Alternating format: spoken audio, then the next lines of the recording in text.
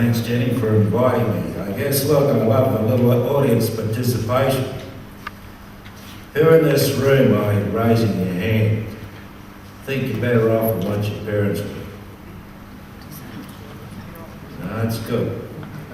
So who in this room think that children, grandchildren will be better off than them? Yeah, that's a very sad statement when no one puts their hand up. Well, I guess it's up to guys like me and Claire Moore and a few other politicians to change that attitude and do something about changing the planet a little. The responsibility sits on this. I always go out when I say I listen to Nicholas Stern and Suzuki and Al Gore talk about climate change and global warming. That is very important. Unfortunately, it's hijacked the debate a bit about sustainability. I want to talk about sustainability because that's even more important and just as important, of course. Basically, you cannot have a sustainable environment unless we have sustainable populations. So I want to give you a few figures, and I've written them down on my document, so I can't read my own writing, so don't worry, it won't take too long. But basically, in the year 2000, 189 countries met. I think it was in Cairo, wasn't it? Yeah, anyway, it doesn't matter.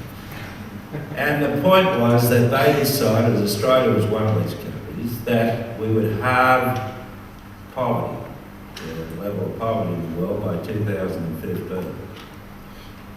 And as Jenny said, that doesn't seem highly probable, sadly. And I'll go into some of the reasons why.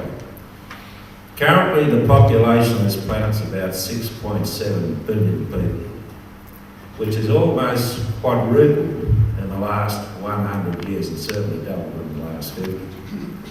The UN projections are, on an average, of a population of 9.2 billion by 2050.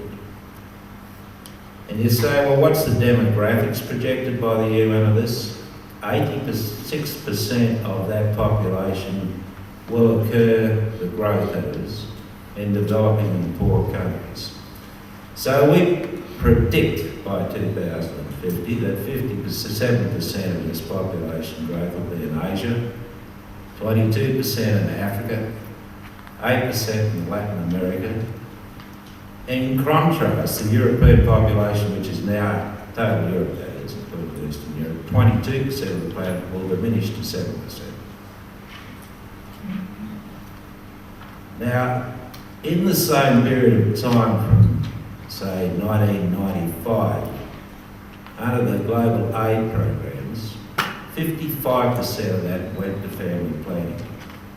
In 2004, that had dropped to 9%. And people say we're an ageing population, that is true. But this now is the population of the biggest bunch of breeders that the world has ever seen coming up, right? So don't forget there's a lot of young folk, right? 6.7 billion people, there's a lot of young folk amongst them. And as I say, in the developing world. Now, if this is a projection, it's pretty accurate. If we had universal family planning available for all people on the planet, we estimate we'd save at least 30% of the maternal mortality and 20% of childhood mortality. That's a heck of a statement. Basically, 40% of all pregnancies are unplanned. And that goes for Australians too. I had odd surprise in my life as well.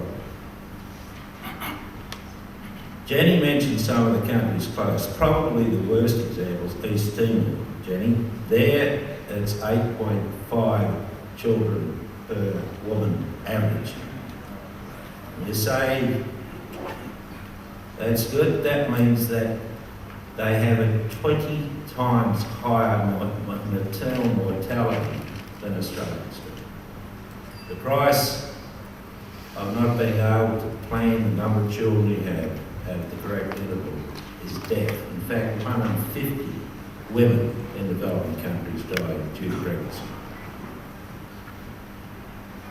So people say, well, listen, talk about sustainability, what the heck do you mean? Now, if you went around the room and asked everyone, they'd have a different definition, but I'll read you what I think.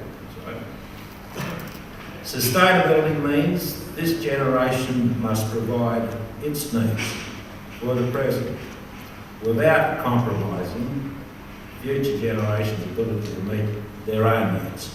It's a simple statement, but I think we get the meaning.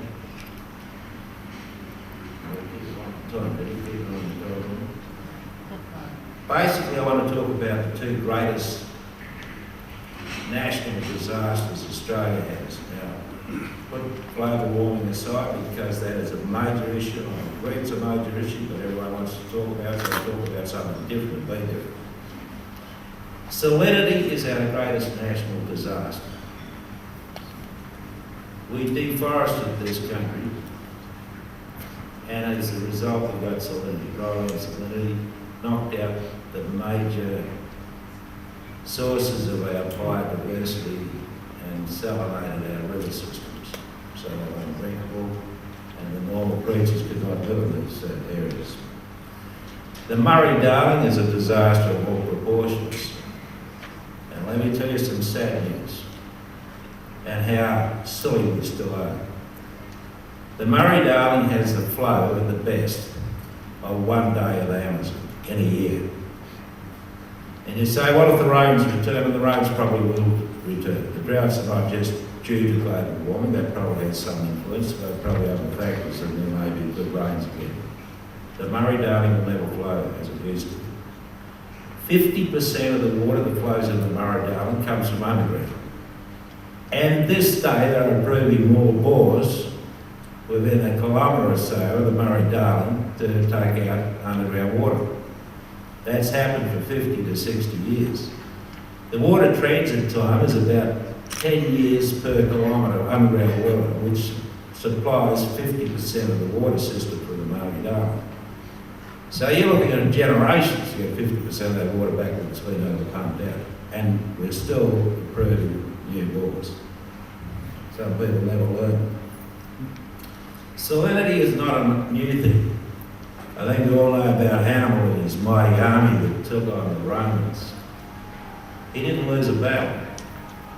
The Romans then sacked Carthage as a punishment. And the legend was they poured salt on the ground. No, they didn't pour salt on the ground. They did forest trade in North Africa. And you get the same result as you get in Australia. Water rises, land turns to salt. That's why Hannibal went home. They couldn't feed the armies anymore. They stuffed the country like we did. So we've got some major problems feeding Australians in the future. The major food bottles are being destroyed. Salinity, just planting trees doesn't turn it around. The trees tend to die. They don't like salt either. It's major engineering feats we need to overcome, but that's also very expensive and it requires a lot of energy to do it. The other thing I want to talk about a little is just to remember when we talk about sustainability, and we produced a paper called Sustainable Cities, because everyone's living in cities, and that will happen throughout the world. They're all urban dwellers. 85% of our population lives in cities. That's going to be a pretty general pattern around the world. So the cities we build in the future have to be designed in such a way that we stop the epidemics of obesity, that we give good mental and physical health to people, and we keep an environment that's totally sustainable for our children in the future. Now, we know how to do that, but we're not doing it. We study it. I mean, it's not as if it shouldn't happen. So we're talking about the built environment, we're talking about water, we're talking about transport, we're talking about energy, and a whole range of things that are sustainable. Now, the Europeans are not doing too bad, and it all comes down to economics. They pay a heck of a lot more for energy than we do. Australia's going to have a major problem in this carbon trading. I've looked at carbon trading in all forms. But we have such cheap energy from so much coal, it's going to have a big impact when we bring this in. More so than in Europe, where they used to dear energy prices. So we need a very big change in our population, and it's folks like me going to have to bring that change around. And let me tell you, everyone wants to have a great planet that's sustainable. No one wants us to pay for it.